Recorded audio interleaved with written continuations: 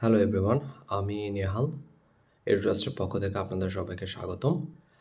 আম, সবাই কিছুদিন যাবৎ একটা প্রবলেম ফেস করছেন যে আপনাদের যে ভিডিও আপলোড করতে হবে সে ভিডিওর বিভিন্ন কন্টেন্ট কিভাবে লিখবেন, আপনারা কিভাবে প্রেজেন্টেশন করবেন, এই রিলেটেড কিছু কিছু প্রবলেম আপনারা ফেস করছেন এবং এটার সলিউশন অ্যাকচুয়ালি কী হবে, কিভাবে আপনি ভিডিও মেক করবেন। আমি আজকের ভিডিওতে এর সম্পূর্ণটা আপনাদেরকে ডিসক্রাইব করব। প্রথমে আসতে চাই যে আপনি ভিডিও কীভাবে মেক করবেন। আপনাদেরকে 4টা অথবা MBA প্রোগ্রামের জন্য আছেন, যারা মাস্টার্সের জন্য আছেন, অথবা 8টা কোশ্চেন আপনাদেরকে কোশ্চেনটা দেওয়া হয়েছে।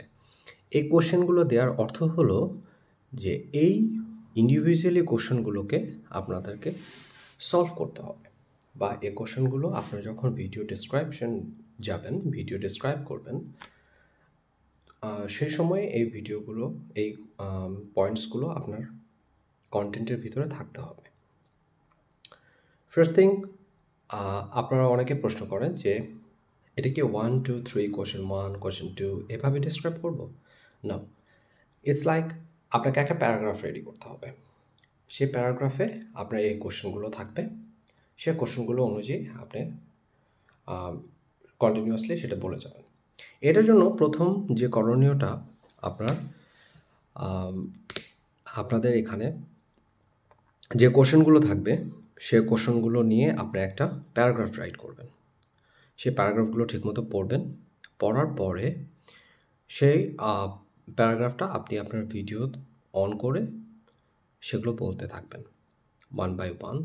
আপনি হয়তোবা ডকুমেন্টস আপনার সামনে থাকবে, আপনি কিছু কিছু সময় ডকুমেন্টস দেখে আপনি বলতে পারেন। এটা হলো ফার্স্ট থিং। সেকেন্ড থিং হলো আপনি কীভাবে এই কোশ্চেনগুলো সলভ করবেন। এর 10 থেকে 15 মিনিট বলা এটা বেশ টাফ। এই কারণে আপনার সিকোয়েন্স রেডি করতে হবে। সিকোয়েন্সে কী থাকবে? প্রথমে যে আপনি আপনার নিজেকে সম্পর্কে বলবেন, ডেসক্রাইব ইয়োর সেলফ, লাইক আপনার বেসিক অ্যান্ড জেনারেল ইনফরমেশন এখানে ইনক্লুড করবেন, লাইক আপনার নেম, এডুকেশনাল ব্যাকগ্রাউন্ড, আপনার প্যাশন, আপনার ক্যারেক্টারাইজ, আপনার ম্যানারিজম, লাইক আপনি ফোকাসড কিনা, রেজাল্ট ওরিয়েন্টেড কিনা, অনেস্ট কিনা। তো এগুলো ডেসক্রাইব করবেন আপনার ডেসক্রাইব ইয়োর সেলফে। সেকেন্ড যে থিং আপনাকে ডিসক্রাইব করতে হবে সেটা হলো আপনার ambition or goal or future. আপনি কোন জায়গায় নিজেকে দেখতে চাচ্ছেন, সেই রিলেটেড আপনার একটা describe letter or describe paragraph আপনাকে রেডি করতে হবে। তারপর এটা আপনাকে মেমোরাইজ করতে হবে, অর আপনি সেই অনুযায়ী একটা কোশ্চেন পেপার রেডি করবেন। এটা হলো first thing, first point. Second পয়েন্টে আপনি চলে যান। এখানে যদি আমি এনার্জি টেকনোলজির কথা বলি, তাদের কাছে 4টা কোশ্চেন দেওয়া হয়েছে। তো 4টা কোশ্চেনের প্রথমটা নিয়ে আমি ডিসকাস করতে চাই। যেমন প্রথমটা হচ্ছিল preparedness and skills for studies, how this study program would enhance your professional development. এখন আপনাকে বুঝতে হবে যে আপনি প্রফেশনাল ডেভেলপমেন্ট বলতে কী বুঝেন। প্রফেশনাল ডেভেলপমেন্ট দ্যাট মিনস আপনি আপনার যে প্রফেশনটা আছে এনার্জি টেকনোলজি, সে প্রফেশনে আপনি কতটুকু সামনে অগ্রসর হতে পারবেন, আপনার কি কি এখানে গোল আপনি অ্যাচিভ করতে পারবেন, এগুলো।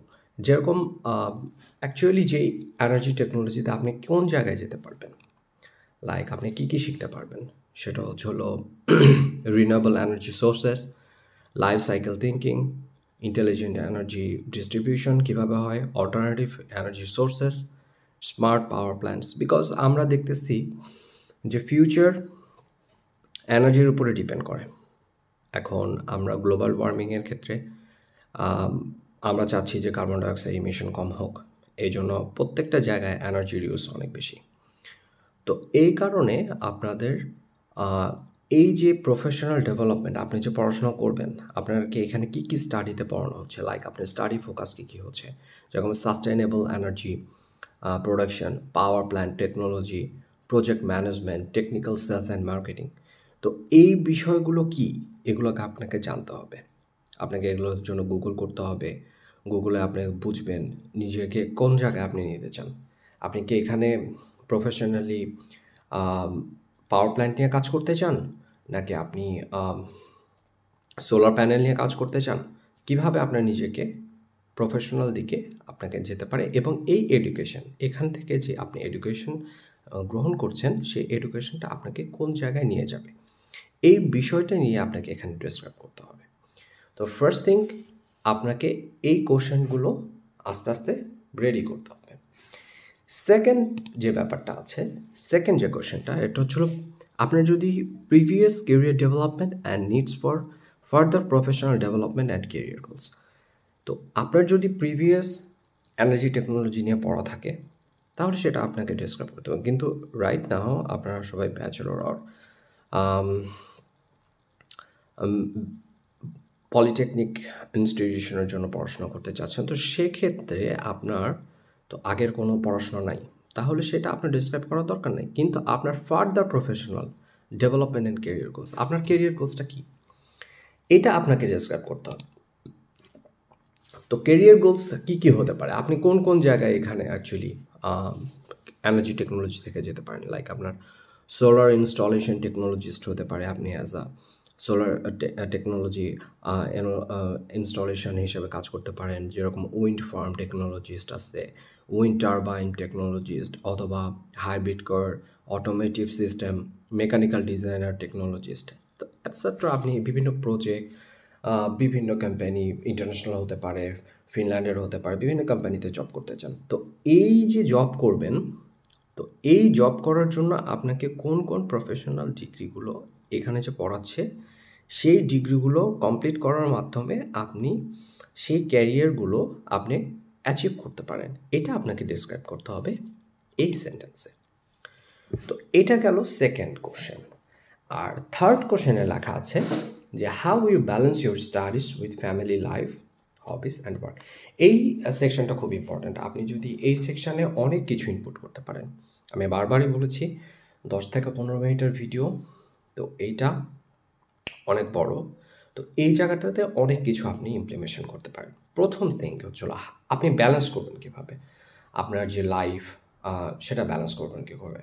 আপনি এখন পড়াশোনা করতে আসছেন বাংলাদেশ থেকে ফিনল্যান্ডে, তো আপনার ফ্যামিলি লাইফ আছে, এখানে আপনি সিঙ্গেল ব্যাচেলর, কেউ যদি স্পাউস নিয়ে আসে তার স্পাউস নিয়ে আসলো, তার ফ্যামিলি লাইফ কীভাবে এক্সপেন্ড করবে। এখন আপনি পড়াশোনা করছেন, আপনার ক্লাস শুরু হচ্ছে 9টা থেকে, শেষ হচ্ছে 3টা, 2টা, 1টা, ইট ডিপেন্ডস। তো দেখা যায় যে যদি আপনার ফ্যামিলি এমন হয় যে আপনার ফ্যামিলি বাংলাদেশে থাকে, তাহলে আপনি দেখা যাচ্ছে যে হোয়াটসঅ্যাপ, মেসেঞ্জার এগুলোর মাধ্যমে আপনার ফ্যামিলি মেম্বার্সদের সাথে কথা বলতে পারছেন। আর যদি স্পাউস থেকে থাকে আপনার এখানে, তাহলে আপনি বলছেন যে আমি পড়াশোনা শেষ করে এসে আমার স্পাউসকে টাইম দিচ্ছি, আমার ফ্যামিলিকে টাইম দিচ্ছি। তো এইভাবে আপনি এটাকে ডিসক্রাইব করতে পারেন যে আপনার ফ্যামিলি লাইফ। এখানে আরেকটা জিনিস বলতে চাই, হবিস। আপনি যদি হবিসের কথায় আসেন, ফিনল্যান্ডে অ্যাকচুয়ালি যে হবিসগুলো দিতে হয়, সেই হবিসগুলো হচ্ছে যেগুলো ওয়ার্ক এফিশিয়েন্ট, লাইক আপনার স্পোর্টস, যেগুলো সবসময় আপনার ফিজিক্যালি ইনভলভ থাকা যায়, আপনাকে মনে হয় যে আপনি অনেক পটেনশিয়াল। তো এমন যেরকম আপনার ব্যাডমিন্টন আছে, স্পোর্টসে ফুটবল আছে, তারপরে যদি ইনডোর গেম পছন্দ করেন টেবিল টেনিস আছে। তো এগুলো জিনিসকে আপনাকে ফোকাস দিতে হবে হবিসে। হবিস খুবই ইম্পর্ট্যান্ট ফিনল্যান্ডে। কিন্তু আপনি যদি এখানে দেখেন যে আমার হবিস মুভি দেখা, গান শোনা, তাহলে এই হবিসগুলো অ্যাকচুয়ালি গুড না, কজ ইটস আ লেজি হবিস। তো এগুলো ধরনের হবিস আপনারা সিলেক্ট এবং পিক করার চেষ্টা করবেন। অ্যান্ড ওয়ার্ক, অলওয়েজ আপনাকে এখানে কাজ করতে হচ্ছে, পার্ট টাইম জব করতে হচ্ছে। তো পার্ট টাইম জব যেহেতু করতে হচ্ছে, তো আপনাকে এভাবে ডিসক্রাইব করতে হবে যে আপনি পড়াশোনা করছেন, আপনি ফ্যামিলি লাইফ কমপ্লিট করছেন, দেন আপনি আপনার যে 30 আওয়ার ওয়ার্ক আছে, সেই ওয়ার্কটাও আপনি ডান করতে পারবেন। কিন্তু এই টাইমগুলো অ্যালোকেট করতে হবে, দ্যাট মিনস ব্যালেন্স। আপনি 3টা জিনিসকে আপনাকে ব্যালেন্স হিসেবে কীভাবে করবেন, এইটার একটা সুন্দর প্যারাগ্রাফ আপনাকে রেডি করতে হবে। দেন আপনাকে এটা ডিসক্রাইব অপশনে এটা যেতে হবে। ফোর্থ যে পার্ট আছে, অ্যাকচুয়ালি এটা যারা জব করে তাদের জন্য, কিন্তু তারপরও আপনি এটা নিয়ে ডিসক্রাইব করবেন যে is your employer or sponsor supporting your studies, how your employer should benefit from this education you are applying to. এখন আপনি যদি প্রিভিয়াস কাজ করে থাকেন তাহলে আপনাকে দেখতে হবে যে আপনি ধরেন এখন অ্যাজ এ এক্সিকিউটিভ হিসাবে আসছেন, তাহলে আপনাকে পরবর্তীতে ফার্দার প্রমোশনের জন্য আপনার এই স্টাডিগুলো অনেক বেশি ইম্প্যাক্ট পড়বে এবং সেটা আপনার জব ক্যারিয়ারের জন্য অনেক বেশি হেল্প করবে। আর সেকেন্ড থিং হচ্ছে যে আপনি যদি স্পন্সর আপনি সাপোর্ট করছেন যেভাবে স্পন্সর, এখন আপনি তো পড়াশোনা করতে আসছেন ব্যাচেলারের জন্য, তো স্পন্সর আপনাকে এখানে স্পন্সর করছে পড়াশোনা করার জন্য। তো আপনি এখানে ডিরেক্টলিভাবে বলবেন যে আমার ফাদার বা আপনার যে স্পন্সর থাকছে সে স্পন্সর আপনাকে এই স্টাডি করার পারমিশন দিয়েছে, আপনার ভবিষ্যতের জন্যই তারা এই স্টাডিটাকে করার জন্য যত প্রকার ফিনান্সিয়ালি হেল্প এগুলো তারা প্রোভাইড করবে যেন আপনার কেরিয়ারটা গুড হয়। তো আমার কাছে মনে হয় যে এই কোশ্চেনগুলোই আপনাদেরকে গুগল করে সাজিয়ে তারপরে এখানে রিপ্রেজেন্ট করতে হবে। এখন আমি আপনাদেরকে একটা ওভারভিউ দিলাম যে কিভাবে আপনি এই কোশ্চেনগুলোকে রেডি করবেন। আপনি প্রথমে গুগল করবেন, দেন এগুলো নিয়ে একটু স্টাডি করবেন, দেন